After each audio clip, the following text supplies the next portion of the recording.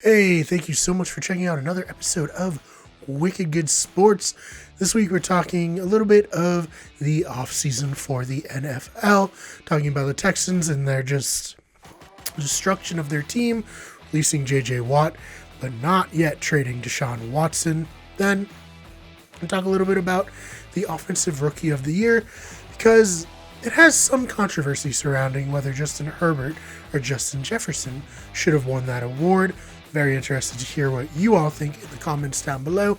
And then talking to my friend Chad, the one from the video, what Patriots fans think of Tom Brady leading the Bucs to the Super Bowl, to talk a little bit about what Patriots fans think about Tom Brady winning a Super Bowl with the Tampa Bay Buccaneers, as well as discussing some of Tom Brady's, let's call them shenanigans, with the trophies, as well as being drunk in public. Certainly not something we've seen in New England.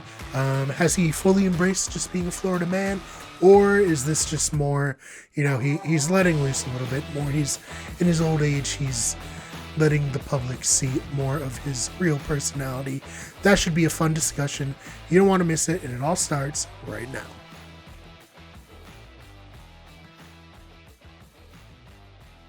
So let's start off the show talking a little bit about the Houston Texans, a team.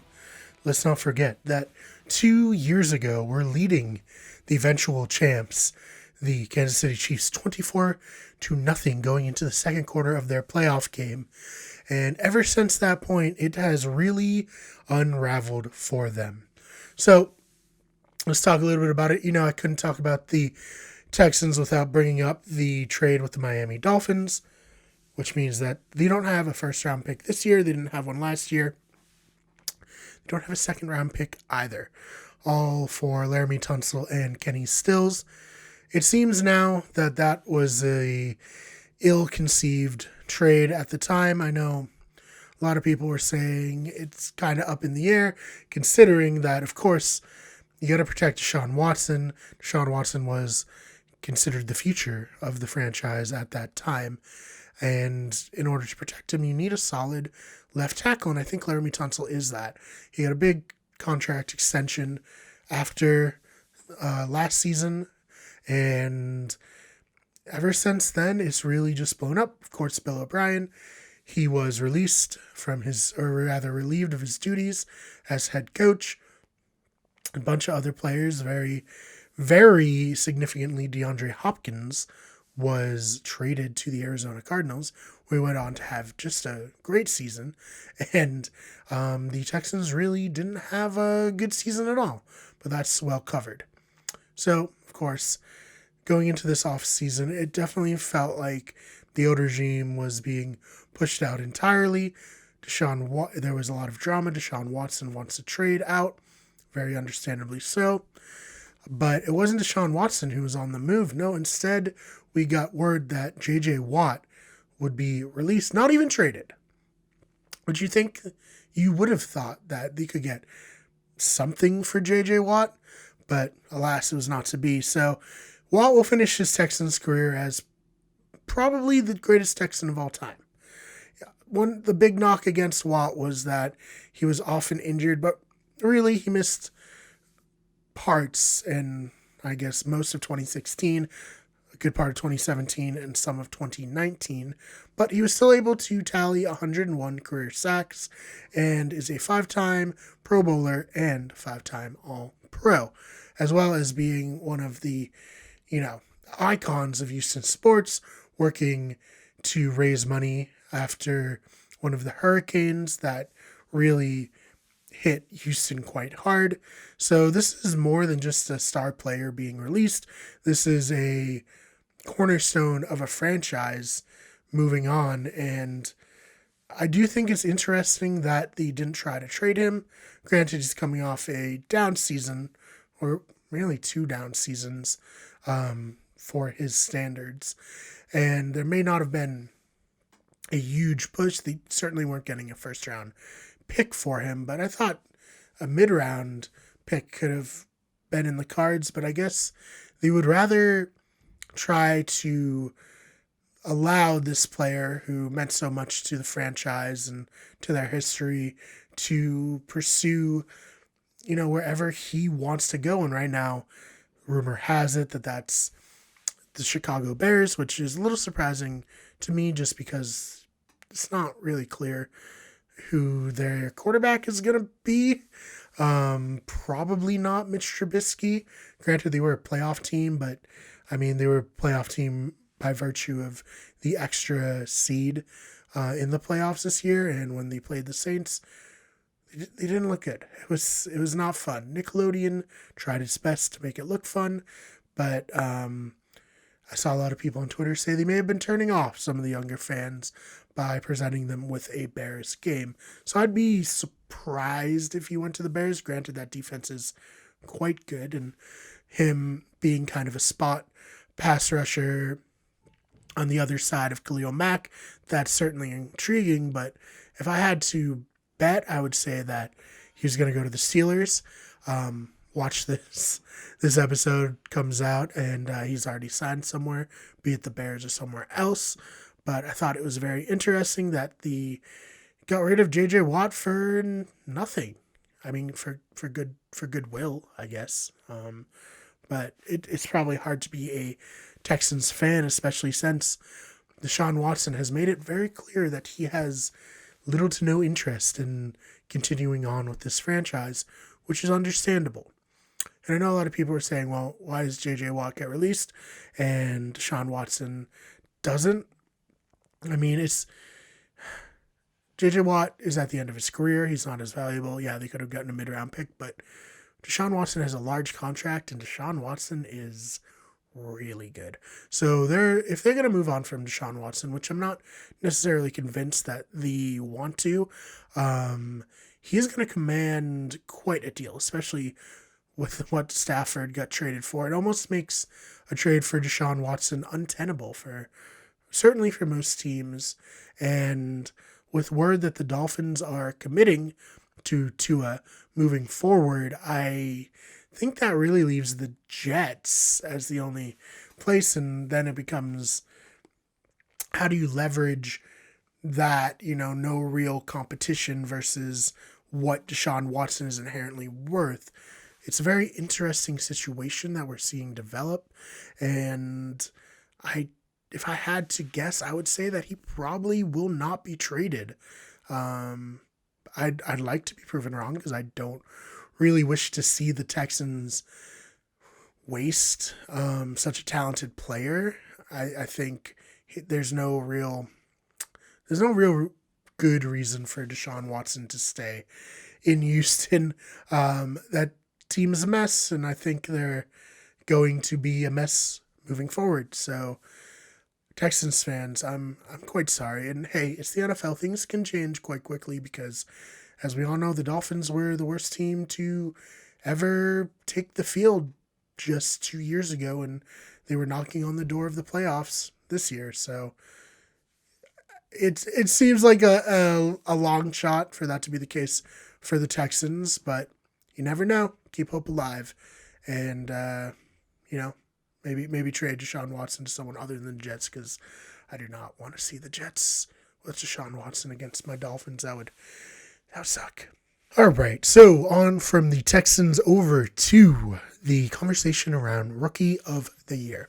As we all know, Justin Herbert of the, I almost said San Diego Chargers. They're not the San Diego Chargers. They're the Los Angeles Chargers these days. He won Rookie of the Year, and his stats were he threw for 4,336 yards, 31 touchdowns, 10 interceptions, and had a 98.3 rating. So that was a record for rookies in a single season in terms of touchdown passes.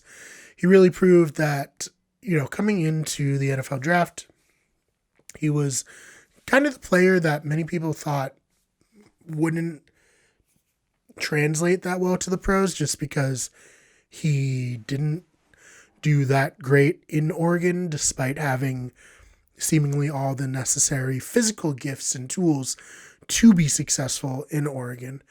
But it definitely seems like it's a case of the talent around him and the coaching staff around him in Oregon potentially holding him back. Some people online have said that he was perhaps more committed to being a student as part of the student athlete than he was to athletics, and now his full focus is on football. Who's to say there?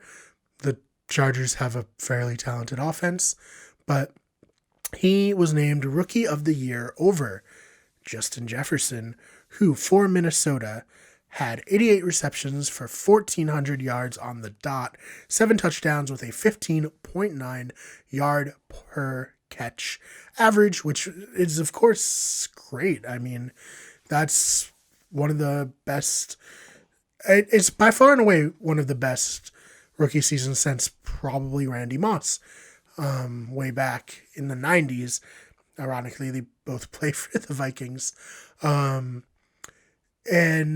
people were saying, like, if a player turns in these stats as a wide receiver and they still don't win Rookie of the Year, has it become just too much of a quarterback driven award? And I mean, kind of building out from that, I think the same thing can be said for MVP. I mean, Adrian Peterson was the last non-quarterback to win it, and he had over 2,000 yards and was like 7 or 9 yards short of the all-time rushing record. Like it takes an especially historic season to win that award. Aaron Rodgers won it this year despite Derrick Henry going over 2,000 yards himself. And I think we have a problem in that sense. I don't necessarily, how to put this? Justin Herbert played better than probably any other quarterback in the history of the NFL played. Like I said, he beat out Baker Mayfield's single season rookie touchdown record. And along with that, he only had 10 interceptions, which is just absurd. I think he has an extremely bright future. I know online it tends to be like Dolphins and Chargers fans have a kind of like contentious relationship just due to the Tua and Herbert, not controversy, but due to them being drafted one after another. You know, they're always going to be linked, and I think it is not necessarily important just because, like, they're two different players, they're two completely different situations, you know. Tua has a much better team in terms of defense and coaching, whereas Herbert has a much better offense in terms of playmakers. So that's a difference. But I think in this instance, he deserves to win Rookie of the Year. You know, Justin Jefferson didn't break like every rookie record. Not that Herbert broke every rookie record, but he broke the touchdown record, which is huge. I think in any other season, Jefferson wins the award, so that's good from that point of view. But I do agree that we've kind of slid into this era of awards only going to quarterbacks, and I don't think that's right. I think quarterback is obviously a very valuable position. I mean, Tom Brady has won 7 Super Bowls. That's not like, sure, some of the games he didn't win himself, but him being so consistently great put his team in the position to win those games. So from that perspective, yeah, quarterbacks are the most valuable player, and it's very rare, you know. Speaking of Tampa Bay quarterbacks, Brad Johnson, Trent Dilfer, players like that who maybe weren't all-time great players, but who were good enough to win the Super Bowl, more often than not, it's going to be like a truly great player.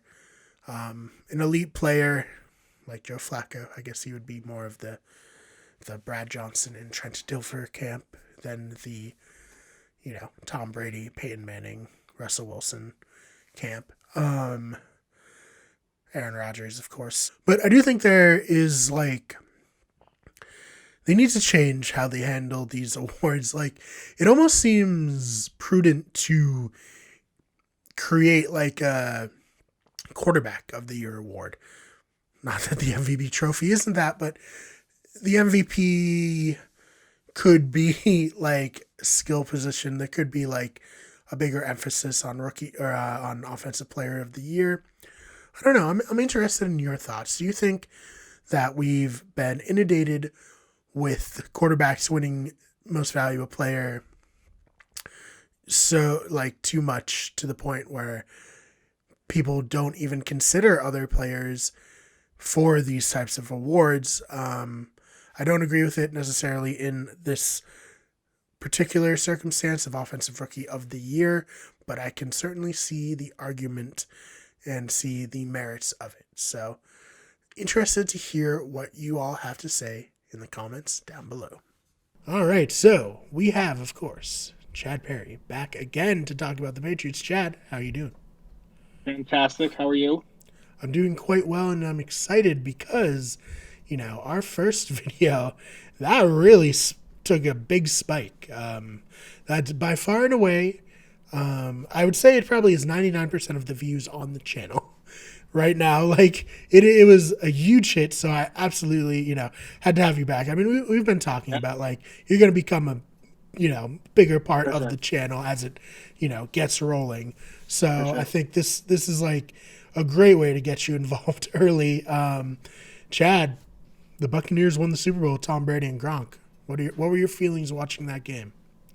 I was so hyped. Going into that, I was super nervous, especially that first quarter when we kind of, they were third down, missed possession, and it was kind of back and forth. And then all of a sudden, just the Bucks, I should say, started turning it on, and the Chiefs never turned it on because that defense on the Bucks just dominated them. I mean, the whole game, it was just Mahomes running for his life and he came out today that he had like turf toe and he has to get That's surgery. crazy. I think he might have had it, but like, It's probably I mean, from props that to that Mahomes. Bills game, or not the Bills. The Yeah, was it the Bills or the Browns? One of them he I, got like crunched up, and it did not look good. yeah, it was one of So the playoff games.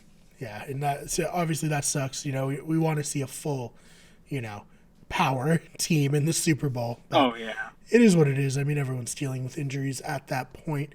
I saw someone on YouTube did a breakdown, and the Bucks ran two high safeties 89% of the time, which really kept the Chiefs in check. They couldn't get hmm that over the top that they had it early on in the first game that they played. So yeah, the Bucks, they were great. I mean, Tom Brady played well. He won the MVP, right? He was the oh MVP yeah, again. Yeah. So oh yeah. just insane. And like we were talking about before we started on this, I think many Patriots fans share your feelings in terms of like, you couldn't be happier for Tom and Gronk. Would you say that's the kind of Yeah, feeling you've gotten from your friends and family?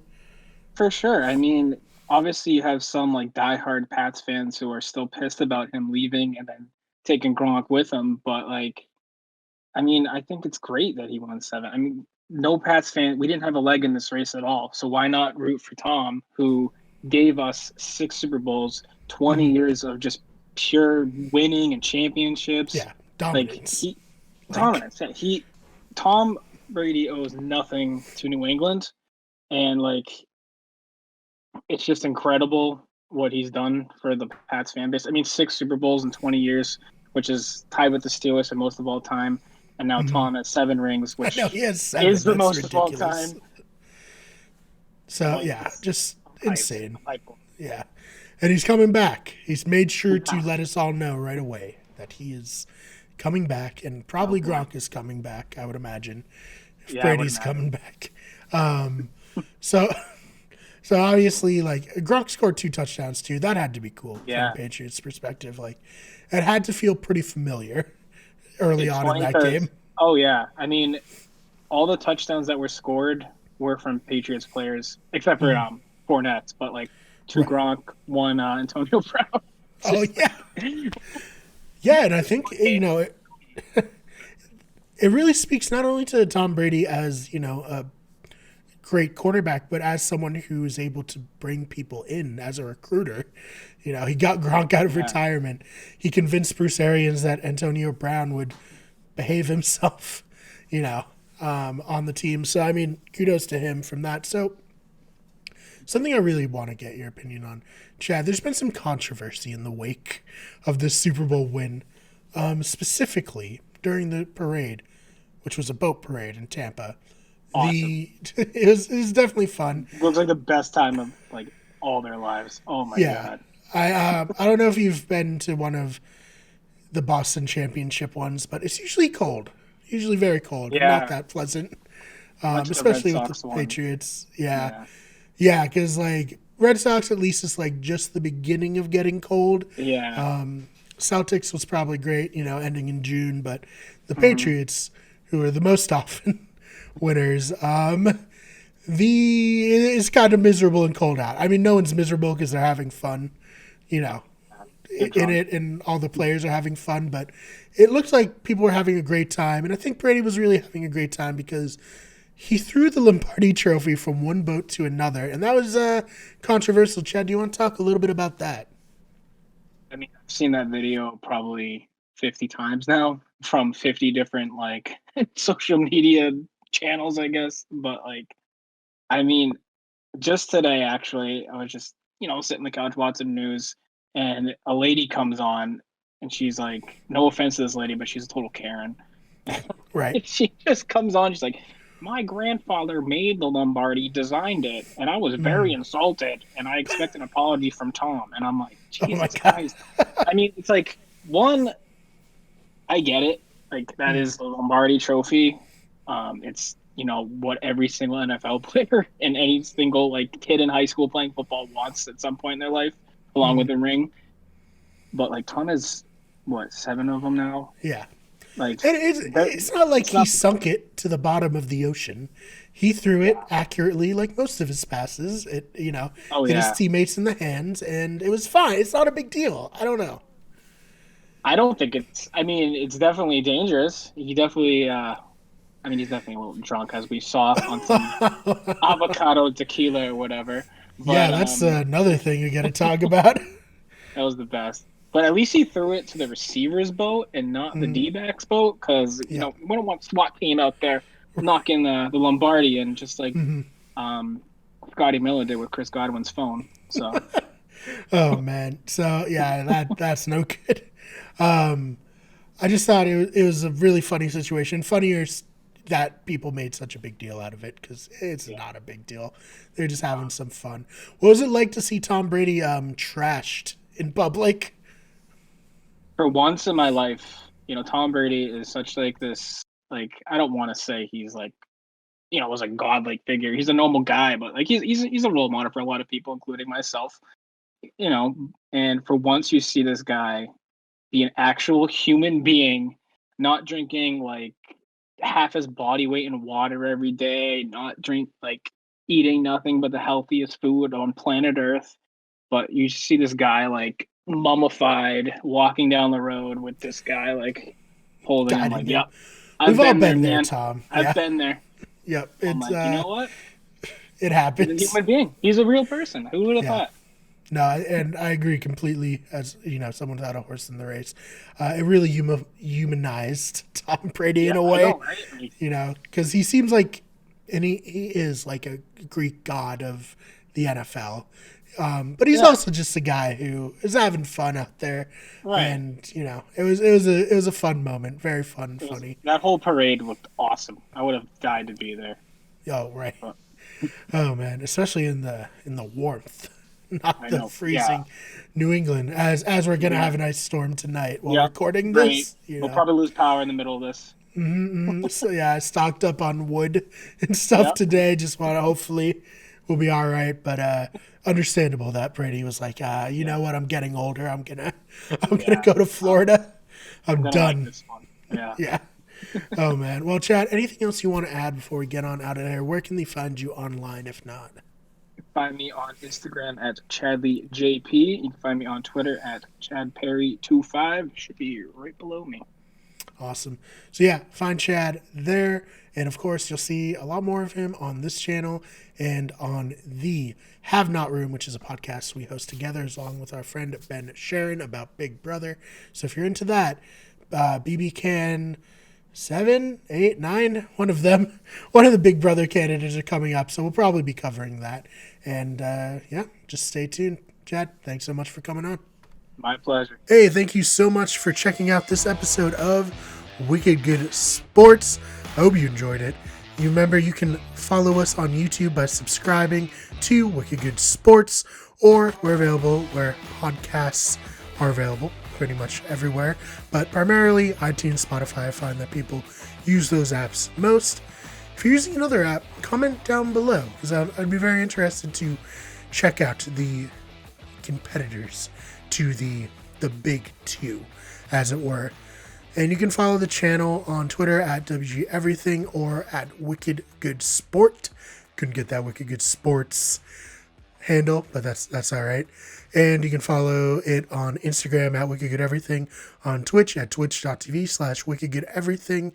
The main channel is youtube.com/Wicked Good Everything. And also follow us on TikTok, also at Wicked Good Everything. We will see you in the next episode.